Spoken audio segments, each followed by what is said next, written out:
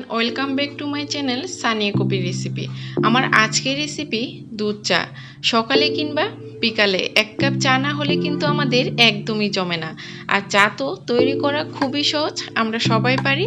তবে কিভাবে পারফেক্টভাবে দুধ চা তৈরি করতে হবে সেই রেসিপিটাই আমি আজকে শেয়ার করছি। আশা করি সবার কাছে আমার আজকের রেসিপিটা ভালো লাগবে। তাহলে চলুন দেখে নিই দুধ চা তৈরি করার পুরো প্রস্তুত প্রণালী।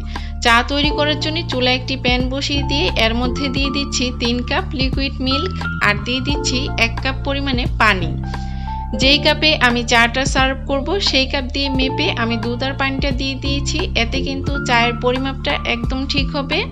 এখন একটু নেড়ে দিচ্ছি আর অপেক্ষা করছি দুধের মধ্যে বলক চলে আসা পর্যন্ত। দুধটা যখন ফুটতে শুরু হবে এই পর্যায়ে আমি এতে অ্যাড করে দিচ্ছি 3 চা চামচ পরিমাণ চিনি।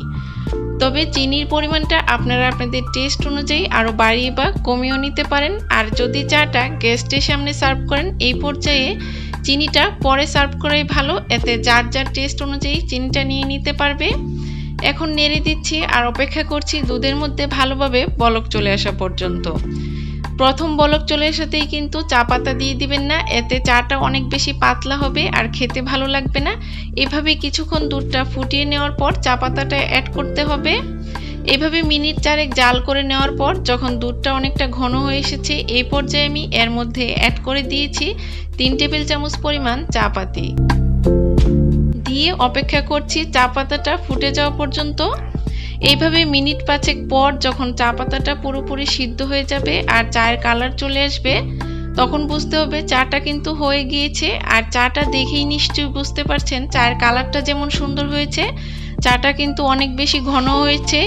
এ পর্যায়ে নেড়ে চেড়ে দিচ্ছি, আরও মিনিট 3 জাল করে নিচ্ছি। এই তো আমার চা তৈরি করা কিন্তু হয়ে গিয়েছে। এখন চাটা চুলা থেকে নামিয়ে নিচ্ছি আর সেঁকে নিচ্ছি আর সার্ভ করে দেখিয়ে দিচ্ছি চাটা দেখতে কেমন হয়েছে। চাটা দেখতে যেমন সুন্দর হয়েছে খেতেও কিন্তু খুবই মজার হয়েছিল।